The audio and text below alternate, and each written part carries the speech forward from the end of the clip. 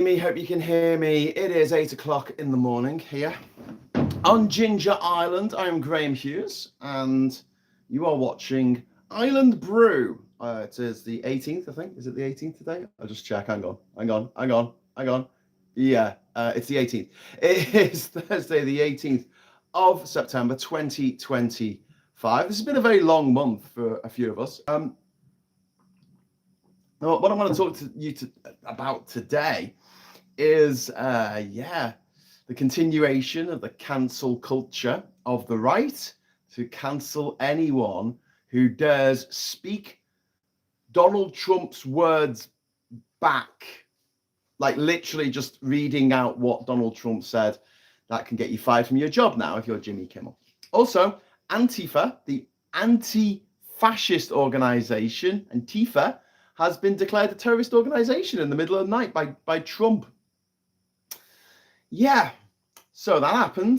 This is what happens when you suddenly declare an organization a terrorist organization, and then you're like, but we don't have to tell you why. We don't have to tell you why it's an organization that is terrorist. Then someone like a Trump will come along and say, oh, okay, I'll do that to Antifa now. And there is a reference in the movie Civil War by Alex Garland to the Antifa massacre that happened before the Civil War that really kicked off in America in that film. It wasn't made clear whether it was Antifa doing the massacring or Antifa being massacred, but you can draw your own conclusions from that. The other thing in the news today, big news from yesterday, I guess now, was that the UN has finally issued a report saying that Israel is doing genocide. It is absolutely committing genocide in Palestine, in the Gaza Strip and the West Bank. Which is heartbreaking. I'll tell you what, though, someone should point out more to the dingbats at the slow kids at the back that there's a lot of religious sites in Palestine tied to Christianity.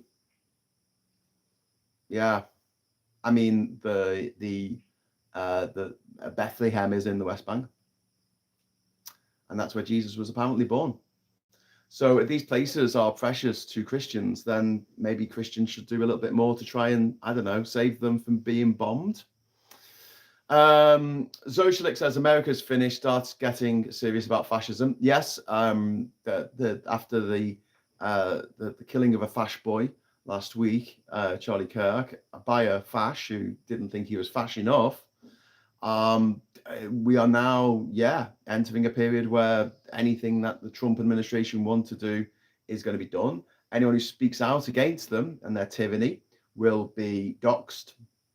They'll be silenced, they'll be sacked, and they may be killed. And the fash, the MAGA people will say, well, that's a price worth paying. Because you've got to understand that this is a death cult that worships one man. And they would sacrifice their firstborn to make him happy. So there you go. Hi El, super chat game. From Alistair. So yesterday I was going to make a super chat board. I didn't get a chance to because I was just so busy working on other stuff. I was working quite late into the night with my little tripod that this is on, right? A little lightweight tripod with a light on it, like a video light. I had some battery. I'm walking around, putting that down, doing a job, moving it, putting it somewhere else. I want to say hello to everyone in the chat. We've got Diz in there, we've got Chris C, we've got Elle. We have got Alistair, as mentioned, and Paul Ewan is in there. We've got Liam in there, Liam Fairhurst. Socialix, MH Carer is there. Hi, MH. Pity is a concept and not an actual entity. Pity it's a concept and not an actual entity. And people saying hi. Colin Baker is in there as well. And just a big shout out to everyone in the chat. I think this one's open to all. I don't think there's any restrictions on this, but you can subscribe if you want to be nice. And I will make a super chat plaque so I can show that. Oh, there you go. See, like, just imagine I'm holding up a plank of wood, a plank of driftwood with what's the word? Super chat written on it for SG. All the soldiers buried in Normandy are now terrorists. What a world we live in. Yeah, very good point. My granddad was Antifa. He launched torpedoes at the U-boats in the Atlantic. Granddad George was in the Navy from 1939 to 1945, a whole 6 years, all kit and caboodle. Kind of crazy when you think about it. Sorry, there's a wee joke that's going around in another live. Okay, that's all right. I feel like my camera's not exactly straight and it's annoying me, so I'll just sort that out. I hope I'm not in the wrong aspect ratio today. I don't think I am by looking at the screen. Okay, so Diz and Alistair, I'm saying thank you for the support to SG. Thank you very much. SG's been very, very generous this week. And Paula Thomas says, what makes you think US Christians who use Christianity as a flag of convenience care about religious sites? Well, this is it, Paula. The reason why I say that I think that they will care more about the site is that people do. Animals or buildings, look at the outpouring of grief when and sympathy when Notre Dame burned down, you know, and when a massacre happens in Africa, in Darfur, and we don't hear it, but we don't see it, do we? We don't see it. But then in 9/11, we actually saw those buildings collapse, and there's something that triggers something in humans. I don't know why they put more stock in, I don't know, concrete and glass built structures than they do in the taking of lives.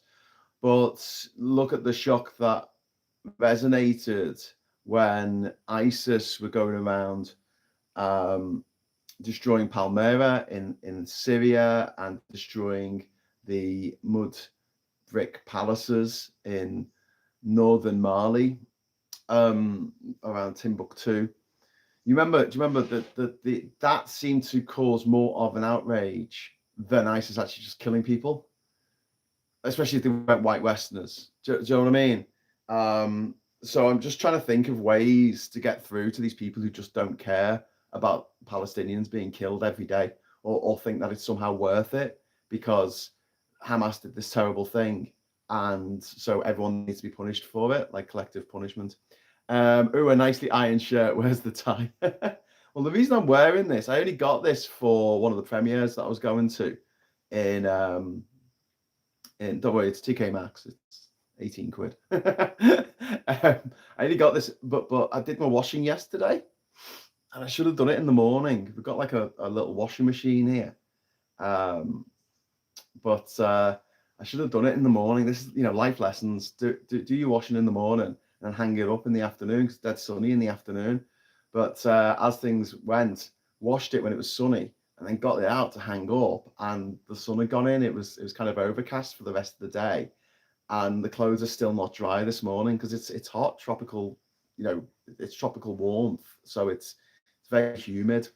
You need a good bit of sunshine to get things dry here. And now all of my stuff stinks. You know that smell that you get on clothes when they've been wet for too long after they come out of the washer? Yeah. So I was like, okay, this is literally the only thing I can wear. Well, I could wear a little waistcoat with nothing underneath, but I think that would be a little bit too sexually aggressive for my taste. Sorry. Anyway, so hi Tina, and Hidden Night is in the chat as well. Tina's in the chat. Hello, and Diz. So yeah, before we go on talking about the news a little bit, I'm just going to talk about life on the island. Life on the island. So, as I explained yesterday, we went to the mainland the day before, and we bought a new battery to go with the battery bank. So we've got 4 batteries already. We bought a 5th battery. The 4 batteries we've got are 6-volt batteries, and they're connected up to make a 12-volt battery, right? So the new one that I got is just a 12 volt, so you don't have to connect 2 of them up. And We got new cables for the solar panels, new connectors for the solar panels. We got, I also bought a new solar controller. So as I explained yesterday, I think solar panels are stupid. They don't modulate how much energy is coming through them. They just respond to the sun. So the sun is beaming down on them. They'll be creating like, I don't know, 35, 40 volts, right? And that'll be, if that goes into batteries that are 12-volt batteries, you're going to fry your batteries. So you need a controller. So what the controller does is it modulates the, I think that's the way, I don't know what the correct terminology is because I'm not an electrician, but it converts the voltage and the amperage from the solar panels to a manageable amount for the batteries to charge at a reasonable rate so they don't fucking explode. Okay. And then you've got, I bought a new inverter, which simply turns the DC energy. So batteries are always DC, direct current. It turns that DC energy into AC energy. And that powers the stuff around the house, the lights and everything. So we're on the roof. There's this roof, which is quite pitch. This is it's like 45 degrees. This is quite a steep roof. Because it rains so much here, you need to get rid of the rain very fast. So steep roofs are the best. Don't even talk to me about flat roofs. It just in general, flat roofs are a terrible idea, and don't trust anyone who tells you otherwise. They're the same sort of people that tell you like, I don't know, cigarettes clean your lungs out or something. They're fucking mad. Like a flat roof is just always, it's always going to leak. It's always in the history of everything. Anyway, water will find a way. So on the little roof to the side here, which was set up on the south side of the house. The house is orientated exactly pretty much according to the sunrise and the sunset over here. So it rises in the east, which is this side of me, and it sets in the west, which is this side of me. And then behind me is the south. So because we are in the northern hemisphere, only 9 degrees north of the equator, but we are in the northern hemisphere, you want your panels on the south facing, but they can face straight up. They don't need to be on an angle or anything because the sun is pretty much dead overhead at midday. So the solar panels, the cabling was just an absolute bloody hodgepodge, which had been put in as like an emergency measure because one of the old solar controllers that I had started melting, like literally went on fire when I wasn't here. And I've got it. I could show you it. It's all melted along the top. It's never a good thing when a solar controller melts. And so a lot of the cabling got shorted, so bent out, whatever. So that had to be replaced, and it was a bit of a rush job. Do you know what I mean? It's just to get it fixed. So replacing all these higgledy-piggledy cables with just 2 cables coming out from the solar controller to the solar panels, and the way I connected them was that essentially making 2.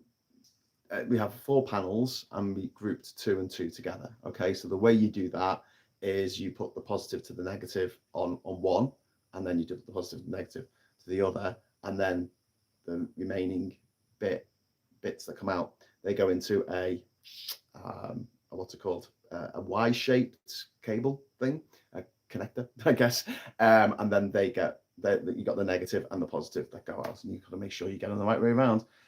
I did spend a good hour last night trying to suss out whether the DC light in the toilet wasn't working, and I checked the batteries, I checked downstairs, I checked upstairs, I checked the solar controller. I was doing all this stuff. I was like, why isn't this working?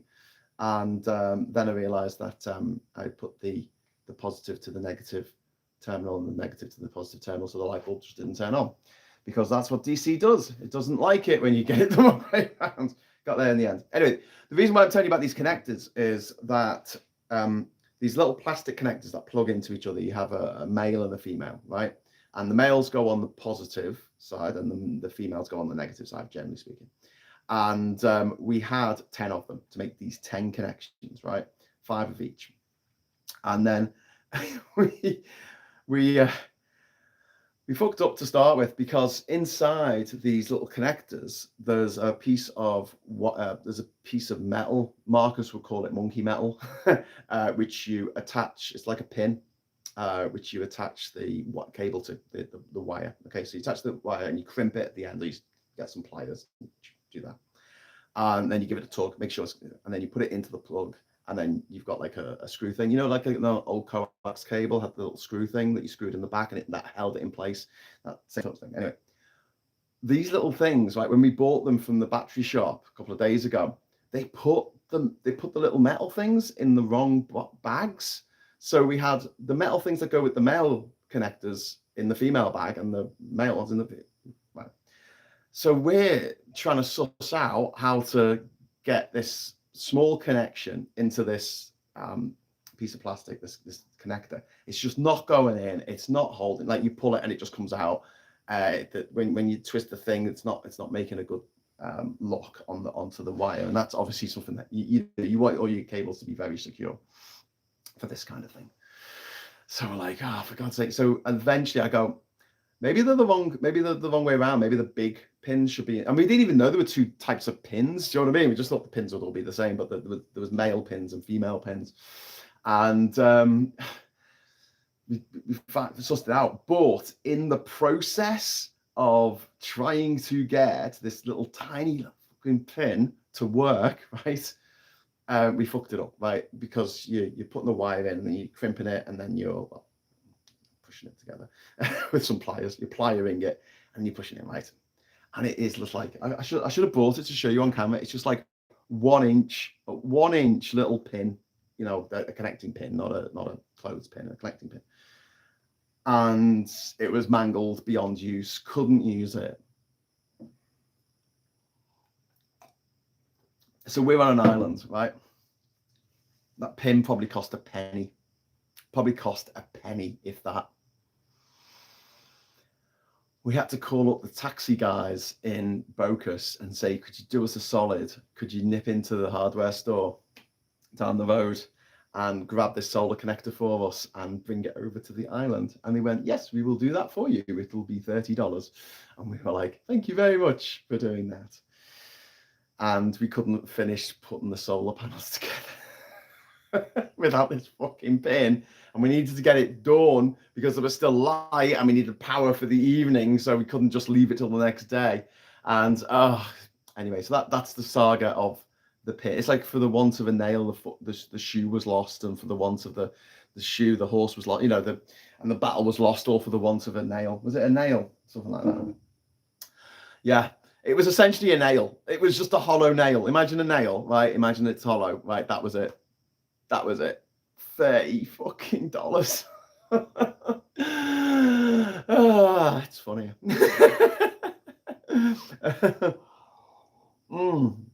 It's always a good idea to have some spares. Yeah, Kirsty. It was just what we were given in the shop where we said we needed 5 connectors. We didn't really expect it to be. Do you know what I mean? If you went and bought some plugs from B&Q or something, you won't necessarily get more than I suppose you could. But yeah, when you're on an island, it really does pay just to get an extra one of each. Anything you're buying, it could be nails, it could be screws, it could be connectors, it could be giant widescreen televisions. Always get a spare one, just in case. Hello, sorry about that. Some inconsiderate bastard just tried to call me while I'm doing a live stream. Some people, I don't know. Anyway, what I was saying is, I don't want to sound like we put a new shower and a new toilet seat and you tap in or faucet, as they call it in this part of the world, in the kitchen and stuff. So there's loads of little bitty jobs that needed to be done around the place, which are now done, which is good. And today we are going to start work on the concrete under the house. We need to build little concrete walls to stop the water coming in. And what we're going to do is we're going to have a little bit of plastic tube, like a 2-inch drain pipe, yeah? And that's going to go horizontal out at the bottom, so that when we get rain under the house, which sometimes happens, I mean, even if, all the wind in the world, if it's a storm and the wind's blowing really strong, you will get wet down there. We need a way of releasing that water. So what we're going to do, little pipe, and then we're going to have a stopper at the end of it. And then if there's any water underneath, instead of having to bail it out, we just take the popper out and take the stopper, popper. We pop the stopper out and the water should flow out. That's the plan. Yeah, so there's that. So that's going to be today's job. And then tomorrow we're going to be working more on the flood defences here on the island. We've kind of got the material that well, probably do some more actually, but it's not the material that's the problem. It's just that we have stones going around the edge of the island, which was done on purpose. Like I didn't want to have a concrete breeze block wall going around my fucking tropical island. It wouldn't look very pretty, would it? So yeah, for aesthetical reasons, we decided to go with stones. But the problem with stones is that water can get between the stones. So to stop that from happening, we are going to concrete in the stone, well, cement in the stones together.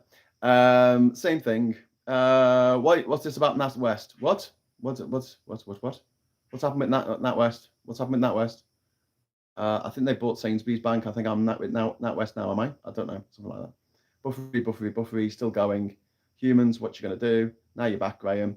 Okay, they released the briefing on the trade deal concerning part of it is 1 billion of investment coming directly from BlackRock. Oh, God. I see what you did there, naughty, says Alistair. So yeah, just a bit of island news, bring you up to date, bring you up to speed of what's going down on Jinja Island. It seems to have got some halfway decent coconuts growing on the trees down there. I mean, one of the big problems. And Paul's asking me about this, the internal flooded bit to the island that you added solar plans to recover. Okay, some of it, Paul. Like the way there's a lot more green out there now. It really was a fucking swamp before. Now there's a lot more green. There's a lot more areas that are just staying dry. And we've planted a lot of things, and you can see the grass is starting to spread out. The particular species of grass that we have on this island was brought over from the mainland, specifically because it doesn't need cutting. It doesn't grow up, it just grows out. It like spreads like tendrils across. It's brilliant stuff, and it's dead springy as well. It's really lovely to walk in.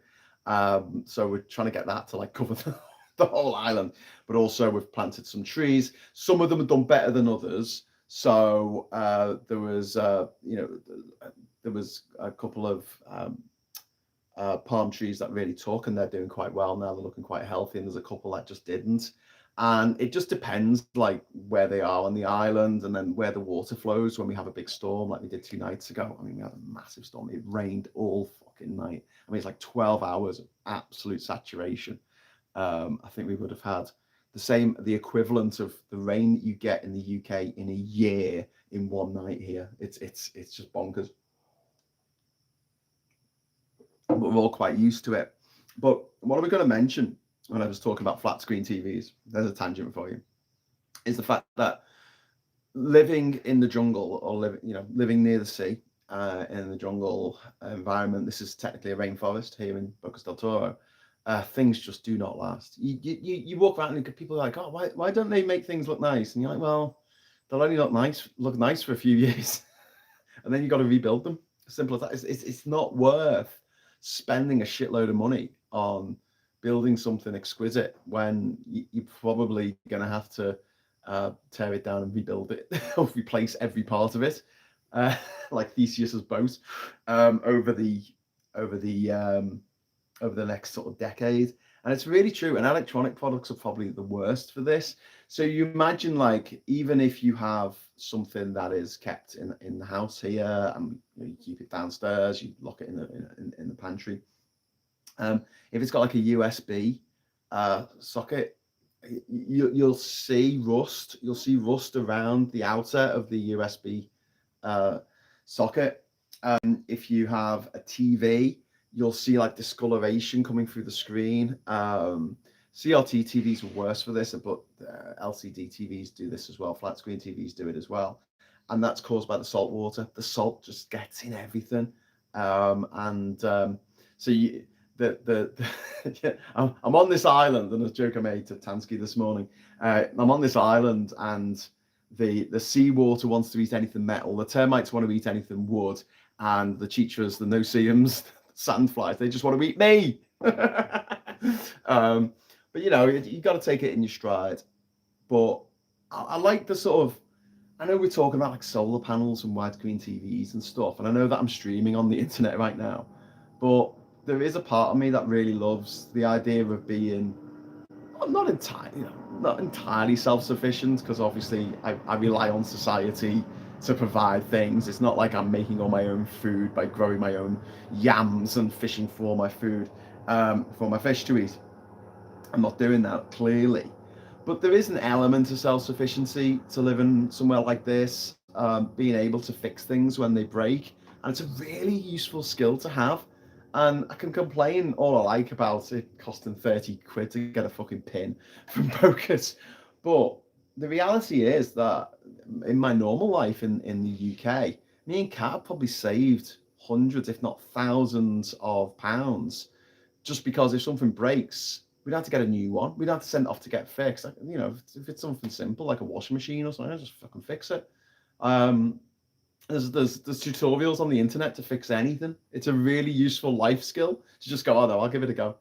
And you know, if it's not going to make it any worse. And I heard recently that you know that thing that they do where they say to people, oh, you're not allowed to if you mess around with this thing, if you open this thing, then it voids the warranty. Apparently that's illegal. I'm not allowed to do that. Apparently. Anyway, I've just seen a tiny gecko, so I've got to show you the little tiny gecko that's just here. Can you see it along there? He's so tiny. It's probably the same one from yesterday. Hello, Mr. Gecko. Are you having a good time? Look at this little guy go. He's so cute. I love geckos. I love geckos. They are my little friends on this island, and they eat the cheetahs. They eat the no-see-ums. Right to repair, Graham. Yeah. Well, they were skills. I mean, I've always been a bit techie. Do you know what I mean? I worked in my dad's shop, in his carburetor shop when I was a kid. Get a better carburetor. You see where I get my love of puns from. So I knew my way around an engine, and then my brother's in IT, and he sometimes helped him setting up IT systems and stuff like that. Usually involved taking computers out of boxes and putting the correct cards in them, and then setting them up with Windows 95. I'm so old. Windows XP. So you know, I'd always sort of been able to sort of go, okay, how does this work, and get my head around it. Although there's still parts of this whole thing. And it's weird because whereas I am supremely confident to wire up my own solar panels here, I wouldn't do it in the UK. I wouldn't. It's a weird thing, isn't it? Because you think, oh, but I'd be really, really wary about going anywhere near the mains electricity in that way in the UK. Maybe I could get a bit of it set up, but then once it came to actually wiring it into the house, that's when I'd call a professional out just in case. But in the UK, I mean, you there's some things that you're by law not allowed to fuck with, i.e. the electricity meter, and the gas. And you can understand why. Lots of houses have gone boom in the past because of people dicking around with the gas meter. I have an unopened copy of Windows 98 if you need it.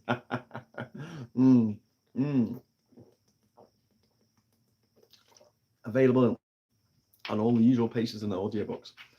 Is that my book about me being cancelled? I've been cancelled. Also, Planet Earth have been given more access to NHS data as part of the development of the Federated Data Platform. Fucking disgraceful. Absolutely disgraceful. Giving that information, the sensitive information, to a company that cannot be trusted.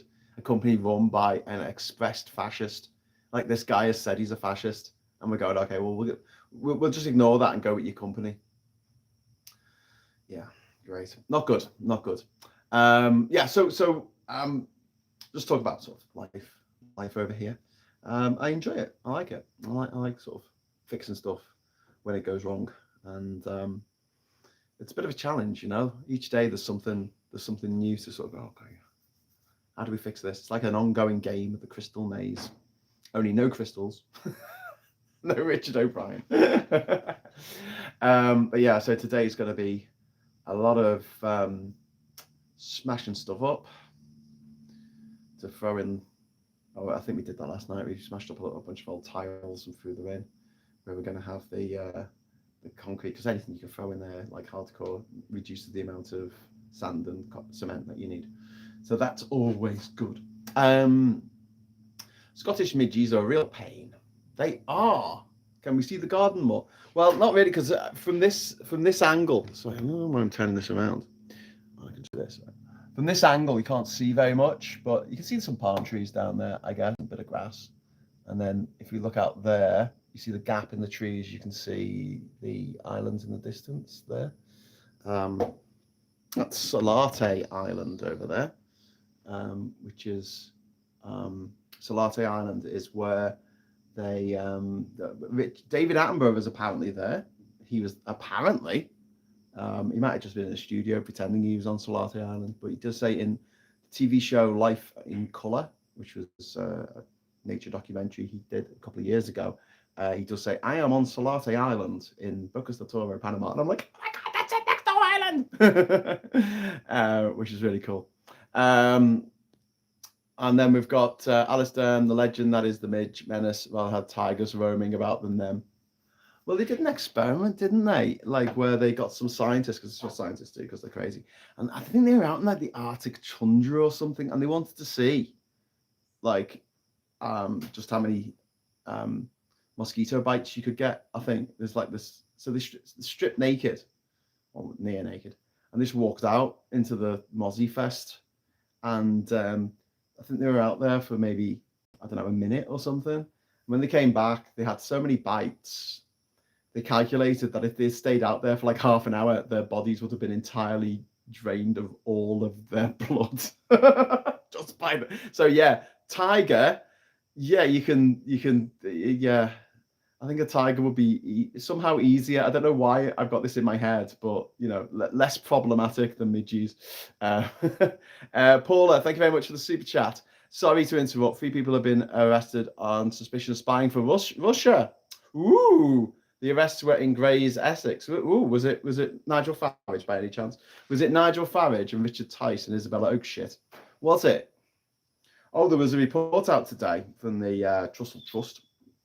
Is it the Trussell Trust? Something like that. And they were talking about, Jacob Rowntree Foundation. I think it would have been, yeah, the Rowntree Foundation. Anyway, it was by a organisation that looks into inequality in society. And they were pointing out that all the top jobs, 3 out of 5 top jobs, absolutely hogged by the private school elite, who don't allow anyone else to get a word in.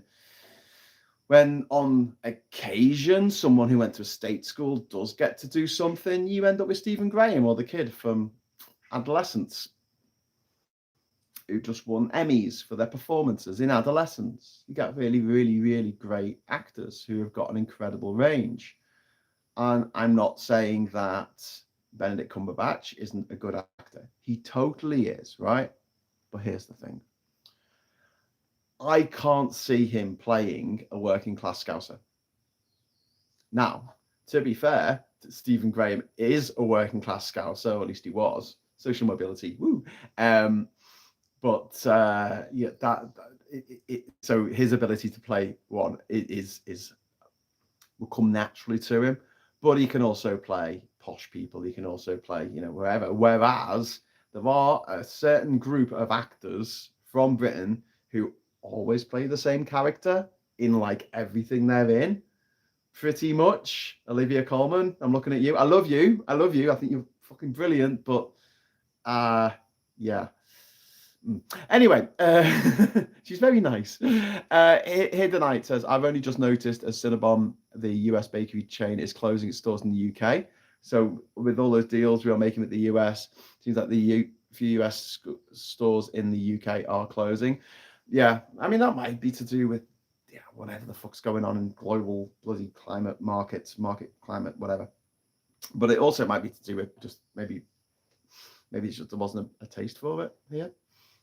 Have you seen Jamie's Island? He recycles all the polystyrene from town into his concrete blocks and his 3-story domed house. He also makes EV boats out of scrap from town. No, that sounds really cool. I should watch that. Give me some ideas. Could do with a boat. We're kind of stuck here at the moment because we haven't got a boat. If we need to get on and off the island, we've got to call the bloody taxi guys or hire a boat from someone. It's not cheap either. Like to go one way on the boat is 25 quid. So it's 50 quid to get to town and back. $50. And then yeah, if you want to hire a boat, it's $40 for the day. It's not even that much cheaper, and we've got to pay for the fuel on top of that. So yeah,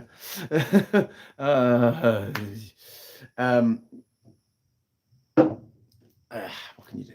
But yeah, good news about some people getting arrested. Bad news that the Russian spies are operating in this country, but it's not. In the UK, but it's not something that we didn't already know. Is it, my friends? Is it? We've got Lost Tracker in the chat now. Hello, Lost Tracker. I hope you're not lost. Not all those who wander are lost. Get a rowing boat. Oh my God, Chris. So 2 things, right? I have blown up a dinghy myself, like literally blowing into it. Oh my God. It took me maybe 2 hours to blow up this fucking dinghy. And I have paddled out like a few miles into the bays here. It's like it's a lot of way. You see the kids in their little dugout canoes, the kayukas, going to school. They're wearing school uniform and they're just chucking along, you know. They're paddling with their Bocas paddles, and you know they're just steaming through the water. I'm there and I'm like, but yeah. So come for a visit. Bring refloat bags and an air pump. Salvage boats, make fortune. Yeah.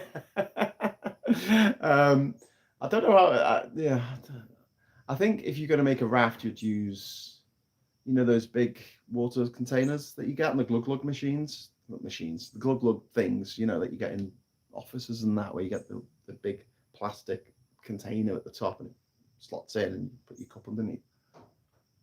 I think if you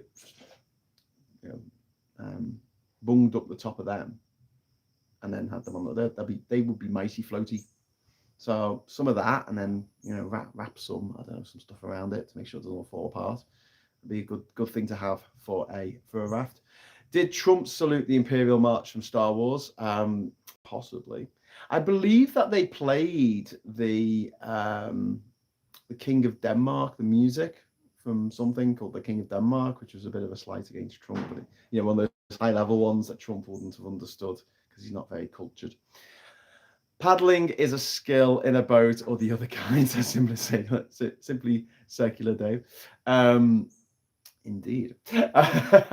And yeah, but just to go back to the news, yeah, it is a real chilling effect that people are being silenced, and a lot of people who wanted to express their opinion on the death of the Fash boy last week felt they couldn't, because if they did, they would lose their job, or they would possibly even lose their lives. The people were getting doxxed for writing stuff. People, you know, you had these internet's cringe bastards, these little twats like Benty Tino and other ones like that, saying that, you know, we should go after these people who say anything negative about our mate Charlie. And I'm like, well, fuck him. Do you know what I mean? Like, he's a piece of shit.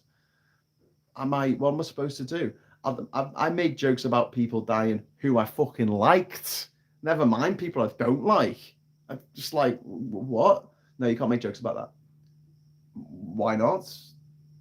What's the problem with making jokes about stuff? Do you guys do that all the time? Yeah, but it's all right when we do it. And let's not forget, Charlie Kirk did write that whoever, you know, if someone could bail out the attacker of poor Pelosi, Nancy Pelosi's husband, bail him out, that would be great. Someone who attacked a guy with a hammer, and he's like, I'll bail them out. Don't forget Trump and Kirk and all those twats. They were the people who were like, yep, let's let out 1,500. Let's 1,500 people.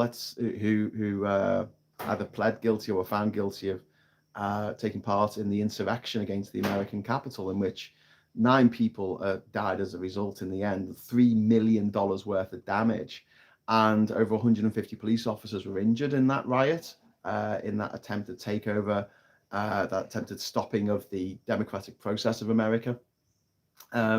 And that's a foretaste of what's to come. But so the violence is okay when it's on their terms. That's forgivable. And you notice how the rhetoric changed when they found out that it was a white kid and not a trans kid. When they found a white kid, not trans, they found out that he was from a Republican family in a Republican university in a Republican state, with a Republican mayor in a Republican town. Like everything about his life was Republican. And by the looks of things, he hated Charlie Kirk for the same reason Nick Fuertes hated Charlie Kirk, which was that he wasn't fascist enough for them. Yeah. Involuntary lethal injection for homeless who refused help. Was that Fox News? Jesus Christ, Billy. I wouldn't put it past them. It's the sort of thing that Mugabe did in Harare in Zimbabwe back in the late 90s. Isn't it treasonous to salute another head of state of head in your head of state in your country? Maybe. I don't know. Kirsty says they're bloody obsessed with us. I know they are, aren't they? I mean, in a very sinister way. It's kind of flattering, isn't it? I mean, imagine waking up every fucking in the middle every night of every time you go to sleep about 2:30 in the morning. Imagine just waking up in a cold sweat because some people exist. That's kind of weird, isn't it? I'd love to have that effect on people. But, the negative consequences of people doing that, because a lot of them are, fucking millionaires and billionaires, and they've got the money to go and fuck shit up for that group of people. But that same impulse that J.K. Rowling has against trans people is exactly the same impulse that Hitler had against Jews. And don't forget, when the Holocaust happened, the gas chambers weren't the first move, They got there eventually. And in the meantime, they did other stuff. They told people that they tried to get them deported. They tried to get the Jews deported first. They tried to get them sent somewhere else. They looked into making a homeland for Jewish people and setting it up in, I don't know, fucking Uganda or somewhere, or Australia. They looked into that because they wanted to get rid of Jewish people. But there were so many Jewish people living in Germany and the countries that Germany invaded, that they eventually got to the point where they decided, okay, we're going to kill them all. It didn't start that way.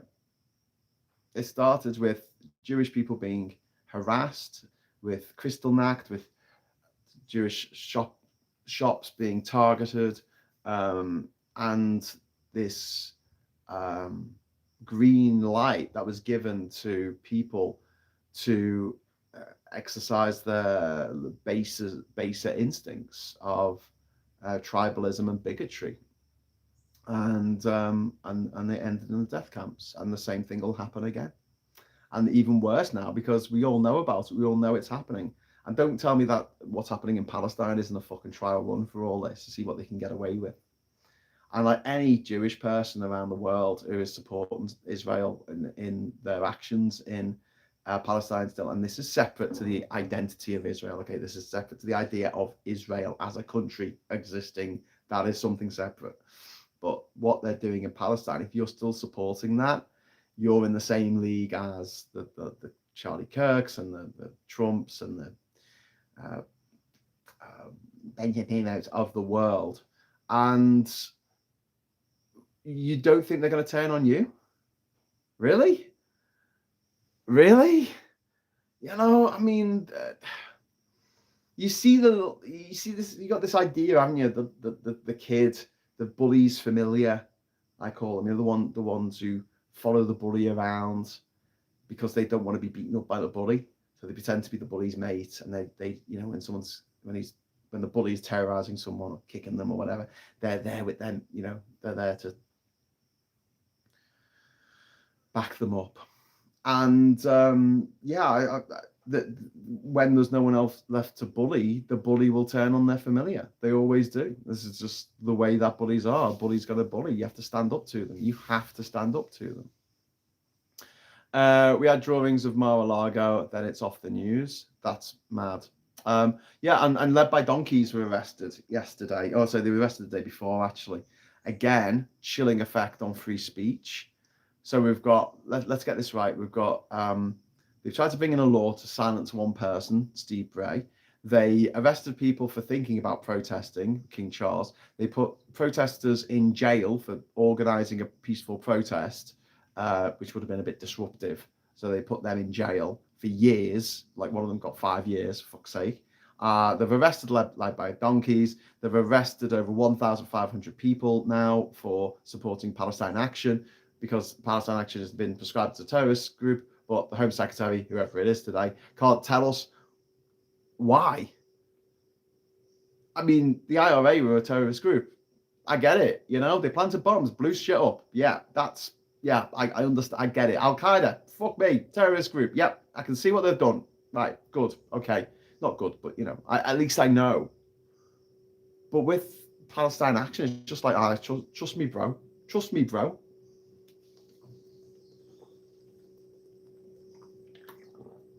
Painting with light is now arrestable. They'll be arresting the sun tomorrow at dawn. Yeah. And don't forget where they projected it on Windsor Castle. That's like, it's not like they broke into the grounds of Windsor to do that. That's by a public road. I mean, yeah, don't tell the truth. And what Jimmy Kimmel got sacked for was, or cancelled. He got cancelled.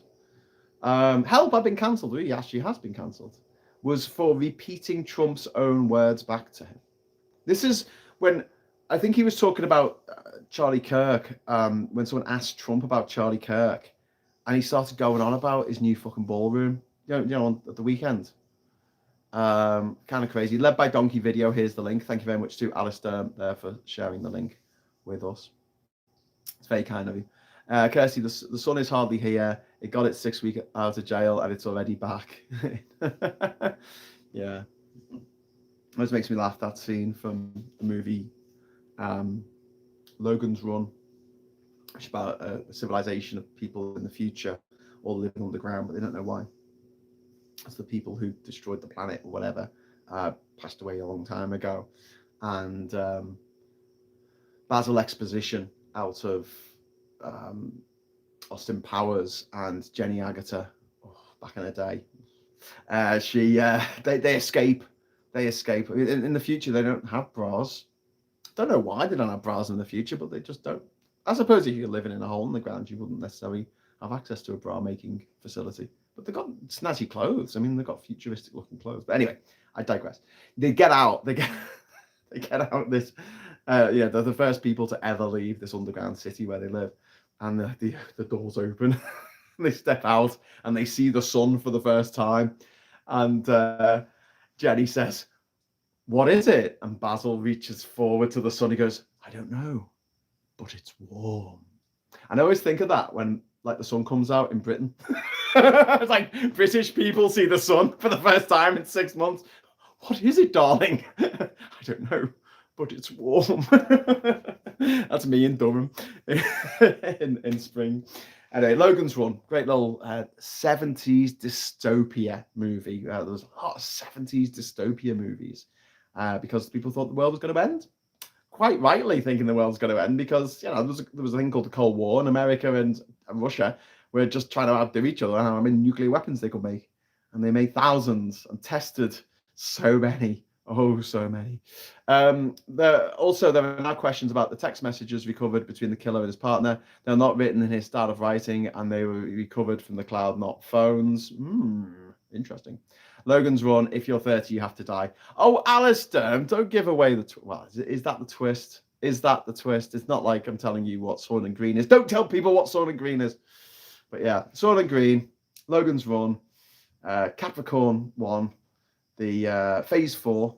There were loads of movies that came out in the 70s that had a number at the end of them, but weren't actually sequels. Phase 4 was Saul Bass's only movie. You know, Saul Bass, he was the guy who did the designs and the intro logos for movies like Vertigo and stuff. The Man with the Golden Arm was his as well. This amazing poster design. He was just a fantastic visual artist. And he only made one film, and it was called Phase 4, and it was about ants taking over the world. Dystopian. And then obviously you've got, I suppose, 2001: A Space Odyssey is a bit dystopian, isn't it? Can't do that, Dave. I'm a Derek. Derek's don't run. Oh no, mixing up my movies there. Sun and Green, it's everyone's favourite. Yeah, great. What's that burning thing in the sky? I don't know, but it's warm. I'm trying to think. And obviously, you've got the Omega Man and what was the other one that because there was the Omega Man and then there was Sun and Green, and I think there was another one that he did. Like future dystopian in the 1970s, but there's a whole cluster of like these very 70s movies, which gave way to Mad Max. 1979 Mad Max, I think the first film came out, but that by the second film they really had this new kind of apocalypse aesthetic that was quite markedly different from the 70s dystopian future where everyone was wearing jumpsuits for some reason. In the 80s, it was all leather gangs, leather jackets, bikes, big guns. At this point, I'd like to welcome our new ant overlord. I was thinking about that ant movie, The Built a Reflective Tower. Yeah, malicious comms act, an offence to send indecent, grossly offensive, obscene, menacing, or knowingly false to cause information, I guess, to cause distress. Most of the rest under the act for racist threats, not political protests. So was it indecent? No. Was it offensive? No, not to anyone except for Trump. Was it obscene? No. Was it menacing? No, it was rejected light. And knowingly false? No, it was all true. It was all true about his relationship with the paedophile Jeffrey Epstein, which needs to be mentioned. The Andromeda strain. Yeah, that was another great one, wasn't it? I like the Andromeda strain. That was the one about... Was that a disease? Was that a disease, the Andromeda strain? What was the one about the nuclear power? That all went fucking horribly wrong. It was slightly based on 3 Mile Island or something. Planet of the Apes. Yeah, Alistair. Nice, good call. 1968. Same year as 2001: A Space Odyssey. And they won the best makeup fucking Oscar that year. Or costume design or whatever. And they beat 2001 because they thought that the monkeys at the beginning of 2001 were actual monkeys. They weren't. They were humans in monkey suits. It's just that, Kubrick was a genius. China there's China syndrome. That was the nuclear one, yeah. So there was the Andromeda strain and the China syndrome. My guess is Trump and his goons were the ones whose phones the police on led by donkeys for the damaged property. You may want to think that, Graham, anything that contains him is offensive. That's a very good point, L, but I don't think it's an arrestable offence. But yes, well, I finally caught one late. It's okay. It's okay, Vendetta. You can join me now. I'm sorry that I can't give, right? Because what I normally do, I give like a half hour, don't I, before I go live, unless I'm late for whatever reason. I'll be going live at 9 o'clock or 9:30. I'll be going live. And so you can file in and people can have a chat in the chat while, you're waiting for me to show up. Can't do that here now on this phone, because if I do, I can't use my phone for anything else. I've literally, this is mad, isn't it? I've literally got to just have my phone open with YouTube on, and if the phone turns itself off and I go back in, what will happen is that the image here will go too big. It will actually go out to the sides, and that's what creates the stretch effect when you were watching yesterday on the first video I did. So it's I need to talk to YouTube about this, because it's something that they need to sort out. Mr. Gecko, just we'll just rewatch later when the whole thing goes up online. They're so cute. They make noise, They speak to me, the geckos. They speak to me, the geckos. I'm not mad. They go. Ah, ah, ah. Yeah, they're very cute. There was one over there a minute ago. I was just looking on. It was kind of being a bit distracting. On a micro level, The Lord of the Flies carried the message of self-destruction of male grouping. Yes, it did. I like The Lord of the Flies as a book. Was it William Golding? Was it who wrote it? I the only thing that I really dislike is that the fire that they set brings their rescue boat,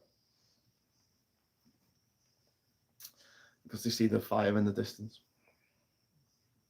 And I don't like the message of that. It sounds like, well, they hadn't fucked everything up. They've only got rescued, eh? But also, if I had written the book, here's how I would have ended it. They burn down the island, and then they start starving to death, and then they have to start eating each other, and it's just fucking horrible. And then, you know, someone turns up years later, and there's just one person left surrounded by skulls. Which is pretty much what happened on the island out of Mutiny and the Bounty, you know, Pitcairn Island. When the British found the mutineers, there was only one left. There was only one left. All the rest had been murdered, died, caught disease, fallen off a cliff, something. There was only one left when the British finally tracked down where the mutineers from Mutiny and the Bounty had gone, which was this very isolated island in the middle of the Pacific called Pitcairn Island. And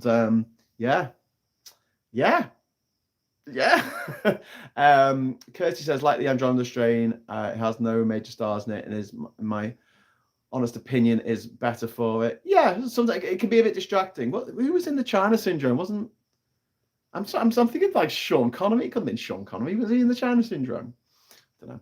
Sounds wicked. Write the script and find an independent director. What's that for? Oh, what you mean to redo the Lord of the Flies? It was released a few months before the 3 Mile accident. Oh wow, there you go. About the China Syndrome, which I get mixed up with the Andromeda strain, because it's the thing, isn't it? The Bourne Identity. Jane Fonda, I think. Cool. I'll pay to watch Lord of the Flies. I just like the idea of like one of the kids, and obviously it's years later, so he's now an adult, you know, but he's still wearing his school tie, and he's like surrounded by skulls, and he's like eating lizards. He's got like a lizard hanging out of his mouth. He's like, "Hey, you come to rescue me!" It's like a tea party. That'd be brilliant, wouldn't it? He's like having a tea party. He's got the skeletons of his old schoolmates, and he's getting right, and he's doing it like an old, because they're all private school boys. That's the point of, well, one of the points of the Lord of the Flies. It's a private school, private all boys school. No, we're British, and the British are best at everything, apparently. That'd be really morbid. That's really fucked up. He says, on his own private island. Has anyone read the John Wyndham book Webb, published after his death, about spiders on a desert island a few years after the island was used for a nuclear test? Colin, that is not the book I want to be reading right now. Not the book at all. John Wyndham, great sci-fi author. He wrote Day of the Triffids, didn't he? John Wyndham. Great book. Although Triffids bit too easy to kill for the people who weren't made blind, I guess. But yeah, quite an interesting idea that the Earth gets invaded by aliens, but the aliens are plants. But then again, War of the Worlds in the book, there's like this red moss, isn't it, that grows everywhere where the Martians are. Oh, we've got the little tiny gecko again. Who wants to see the gecko? Here we go. Here's our little gecko friend. Hello, little. I think he's just doing laps. Hello, little gecko. Hello, little fella. He's so cute. He's so cute. Oh, he's running away. Bye. Gecko. Oh, the chrysalids. Yeah, that was another one. Did John Wyndham do the Midwich Cuckoos? Was that him? The Village of the Damned was based on. Was that John Wyndham as well? I remember one film where the review said they worked so hard getting things for the stars to do, they forgot to write a plot. Says Paula Thomas. Yeah, that occasionally happens. Graham is a gecko charmer. Thank you. But yeah, so it was. I'm going to go in a minute because we're coming up to the hour mark, and I know we've sort of gone off on mad tangents. We talked about the island. We talked about 1970s dystopian films. But if there's anything else, all this fame will go to his head. cute little head. The gecko is probably thinking, what the hell is that ape doing, lol? Yeah, you weird bloody hot blood weirdo. Yeah, if there's anything that you feel like I've missed that I should have mentioned, just throw it into the chat now. And if you've got any super chats, they're very welcome. Before I go, or ovs. Otherwise, I will return tomorrow. Same time. So it's 8 o'clock in the morning for me here. So it's 2 o'clock in the afternoon for you. So 2 o'clock. Expect me. I'll have a word with Phil actually and see if we can do. If I can dial in. If he can host the agenda, and I can dial into that. I will be dialing into the Friday night social tomorrow. So look out for that. Let me go, you giant ape. Get your damn dirty hands off of me, damn dirty ape, or something. Charlton Heston. I'm sure there was another movie that he did. I'm sure there's one other. I Am Legend, Planet of the Apes, Soylent Green. I'm sure there was another one that he did that I'm just not remembering. But in Soylent Green, watch the intro to Soylent Green. Why is there no food? Why is there no food? Because of climate change, global warming. And that movie came out in, 1973 or something? Don't forget to like on the way out. Yes, please give us a like. Thanks for the show. Andromeda Strain. Was he in that? Am I getting him mixed up? Okay, maybe. iRobot. Charlton Heston wasn't in iRobot. That was Will Smith, wasn't it? We missed Rachel. Yeah, well, Rachel and I will be chatting when I get back, no doubt. We're actually chatting this morning. But yeah, it's just a bit difficult to set things up because I don't know if I'm going to have power. I don't know if I'm going to have fucking signal. I don't know if it's going to be pissing down with rain. Like if it was pissing down with rain right now, you wouldn't be able to hear me because of the sound on here on this tin roof. So there's a lot of factors that kind of go into it, and I feel like if I'm hassling somebody else to do a show or something and then things fuck up for me and then they're left going, oh, okay, I'm streaming on my own now. Thanks a bunch, Graham. It's a bit unfair. Were you thinking Zardoz? Sean Connery, that was some weird shit. Yeah, probably. And that was some weird shit. I mean, I've always wanted to see Sean Connery in silk, a big silk nappy and braces, cross braces. Very strange. Very strange. Thanks, Graham and Gecko. Bye, everyone, says SG. Zardros, says Kirsty. Yeah. When sci-fi fantasy goes very, very wrong. iRobot also starred Bridget Moynihan, now best known for playing Erin in Blue Bloods. It also featured Alan Tudyk as the voice of the main robot in it, Bob or whatever his name was. And his name was taken off the posters, apparently. Apparently his name was taken off the posters because the audience were giving him a higher likability rating. The test audience gave him a higher likability rating than Will Smith, and Will Smith spat his dummy out the pram and said, I'm not having this. True story. So yeah, strange but true. He got upset with Alan Tudyk, who did the mocap and the voice for the robot Sammy. Sammy, is it? I don't know. Rollerball. There's an old movie that no one's thought of for a very long time. Heston did not come off well in Bowling for Columbine. Yeah, his cold dead hands. His cold dead hands. Want to talk about sci-fi gone wrong? Look at V for Vendetta, the comic, not the film, but the film rings true nowadays. Yeah. What was the one? He was a space sheriff that connects to an alien film Connery was in. I don't know. I no idea. A space sheriff. God, cocaine is a hell of a drug. Okay, so I'm going to leave it at that. Thank you very much for watching. I'll be back tomorrow, like I say. Definitely doing a show in the morning. I probably won't do the agenda, actually, because it's going to be too much setting up, and I haven't sent Phil the materials, and I'm just thinking I can't make a hotspot here on my laptop and send in the materials that he'll need to do the show. So I'll just leave it to Mike, because if you're watching, Mike, hi. Outland, that was the movie, Outland. Sean Connery playing the space sheriff. Yeah, if Mike's watching, hi. Mike will be hosting the Friday Night Social tomorrow night, 9:30. So be here for that, and I will be dialing in from the islands, from my little seat here, my little perch up in the mountains, up in the roof space. Here you go. I'm good at pub quizzes as long as it's not about sports. Yeah, sports a bit of my Achilles heel when it comes to pub quizzes. That and soap operas. Who played Vera Ogden? I have no fucking clue, mate. Anyway, on that bombshell, I'll just say thank you so much for watching. Thanks for the super chats, SG. Thank you. And I will. I'll bid you adieu. And until next time, give us a like on the way out. Hello, good evening, welcome, and goodbye.